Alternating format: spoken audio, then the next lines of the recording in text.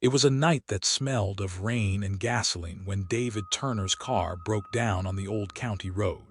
The kind of road that always looked lonely even in daylight. But now, under the dying glow of a flickering street lamp, it looked like the last stretch of earth before falling into hell. The wind carried the sound of something hollow tapping in the distance, maybe a branch knocking against an old signpost or maybe something worse. And David felt that chill in his chest, the one that makes your breath feel heavy and your thoughts slower than they should be. He cursed under his breath as he tried the ignition again, but the engine only made a dry clicking sound like bones rattling in a wooden box. He grabbed his phone and saw no signal, just the mocking little icon that said SOS in the corner. And for a moment he thought about waiting in the car until morning, but the nearest town was miles away and the temperature was dropping fast. Then he saw her. At first, it looked like fog crawling across the road ahead, but then the fog seemed to rise, and in the middle of that pale blur, a figure took shape, standing perfectly still under the crooked arm of the streetlight at the crossroad. She wore a wedding dress, or what was left of it, a long white gown that had turned gray in places, torn at the edges like something had dragged it through mud and broken glass. Her veil hung low over her face, but the wind caught it now and then. And when it did, he could see the faint shimmer of skin that was too pale, too cold, almost like wax.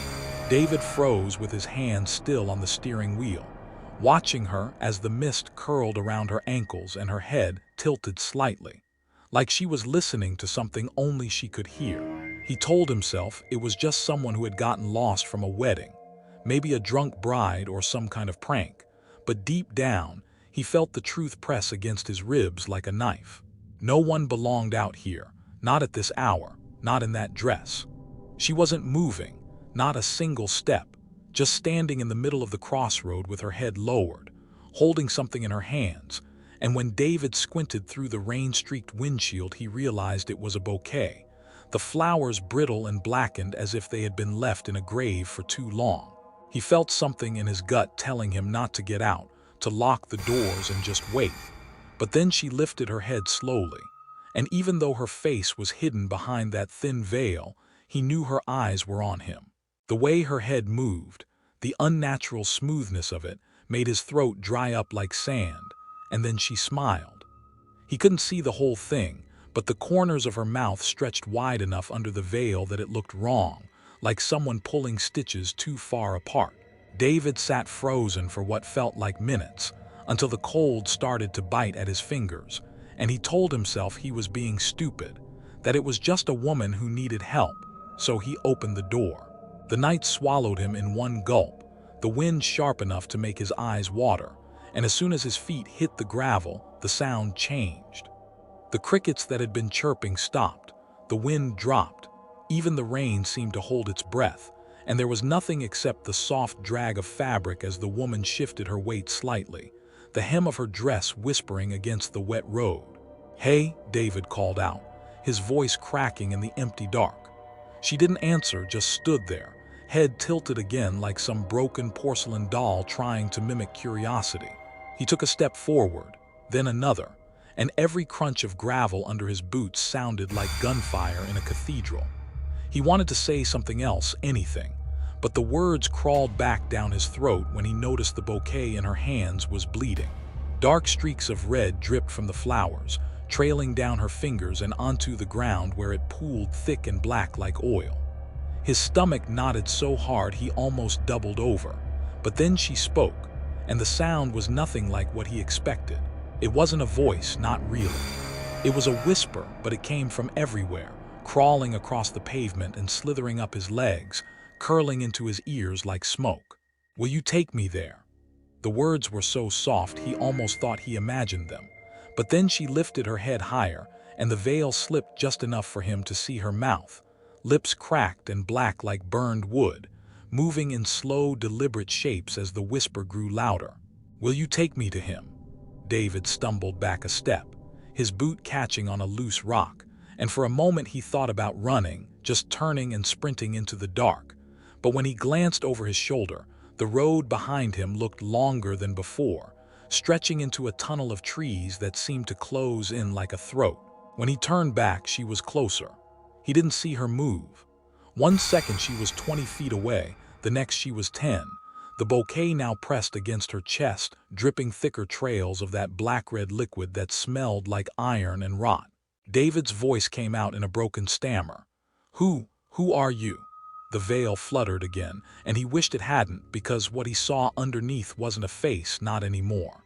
It looked like it had been peeled, the skin stretched too tight over bone, eyes sunk so deep they were just holes rimmed with black veins. And yet she was smiling, her teeth sharp and too many, crowding her mouth like shards of glass. He choked on his breath and stumbled backward until his shoulders slammed against the car door. And that's when he realized the door was open wider than he had left it, swinging like someone had touched it. He whipped his head around and saw the inside light glowing faintly, and in the backseat a shape moved. Something small and pale crawled across the seat, its limbs too thin, its head tilted like hers, and before he could even scream, the door slammed shut with a force that shook the car. The woman was gone from the road. The bouquet lay on the ground now, the flowers twitching like they were alive, petals curling inward and out like breathing lungs. And when he reached for the handle of the car door, it burned him, the metal searing hot like a brand. He yanked his hand back, skin blistering, and that's when the whisper came again, right at his ear this time, even though no one was there. "You said yes." David froze where he stood, his breath turning into ragged clouds in the cold night air, as the echo of that whisper crawled down his spine like something alive. The road felt wrong now, stretched and twisted like the world had shifted while he wasn't looking, and the trees on both sides seemed to lean in closer, their branches like skeletal hands waiting to tear him apart. He wanted to scream, to run, to fight, but his legs were rooted in place, and all he could do was turn his head slowly toward the car. The shape in the backseat had not vanished. It was still there, hunched over, its back arched in a way no human body should bend, and its pale arms twitched as if struggling to hold its own weight. The sound it made was not breathing. It was a wet clicking noise, like teeth clattering inside a jar, and then it turned its head toward him. For the smallest fraction of a second, David thought he saw the face of a child, but the mouth was wrong, stretched wide open like a broken hinge, and the eyes were pits of darkness that swallowed the dim glow of the car light whole. He staggered backward and almost fell, and when he looked toward the crossroad again, the bride was back. She stood just a few steps from him now, her veil soaked in something that glistened black in the moonlight, and in her hands she no longer held the bouquet. She was holding a head, a man's head, gray and swollen, the eyes clouded white, the mouth still working soundlessly as if trying to form words. David's stomach heaved and bile burned his throat, and he spun around, sprinting down the road without a thought. The gravel tore at his boots, the wind slapped his face, and he ran until his lungs felt like they were filling with glass. But the road kept stretching and bending in ways that made no sense.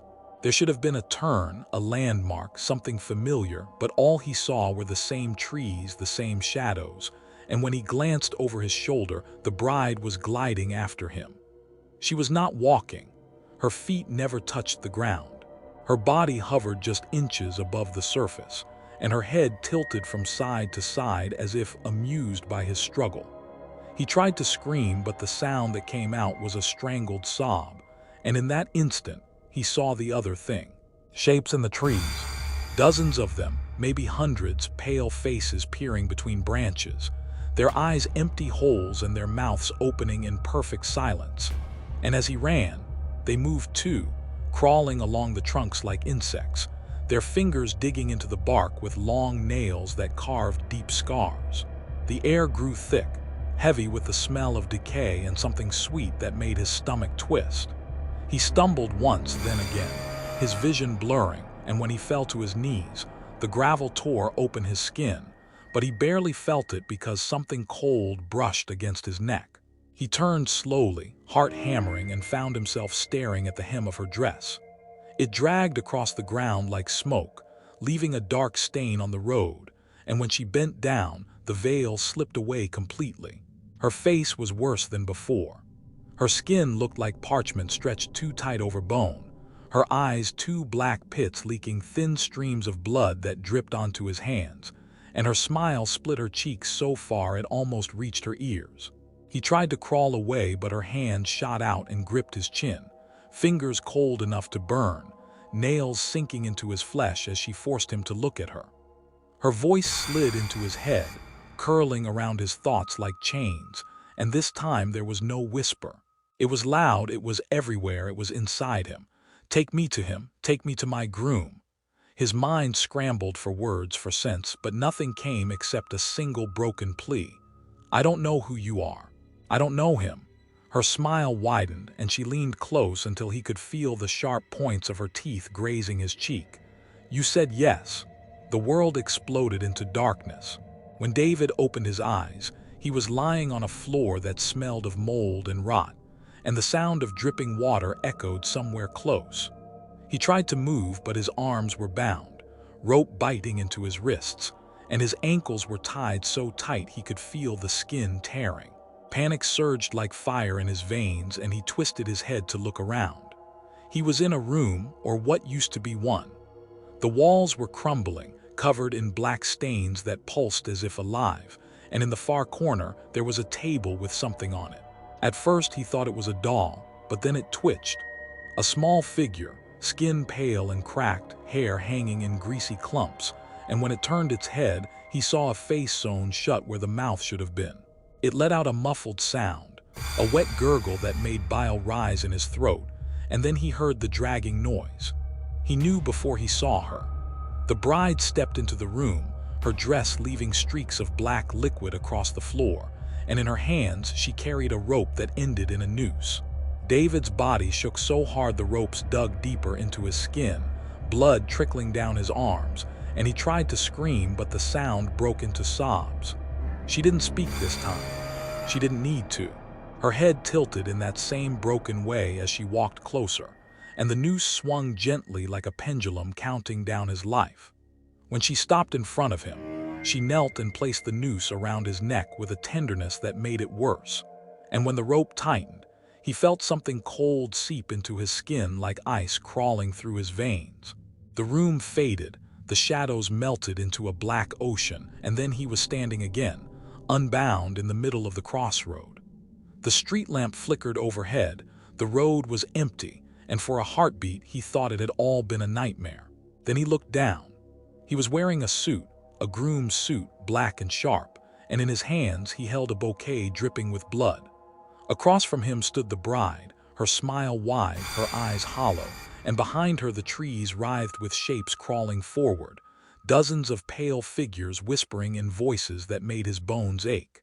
You said yes, they chanted, and as the wind howled through the night, the bride reached for his hand and pulled him close, and when her lips touched his ear, the last thing he heard before everything vanished was her voice, sweet and rotten, saying, "Now you're mine forever." They never found David's car. They never found his body. But sometimes on nights when the fog creeps low and the wind dies down, drivers on that old county road say they see two figures standing at the crossroad under the flickering street lamp. A bride in a torn dress holding the hand of a man in a black suit, both of them smiling too wide, waiting for someone else to come along and say yes.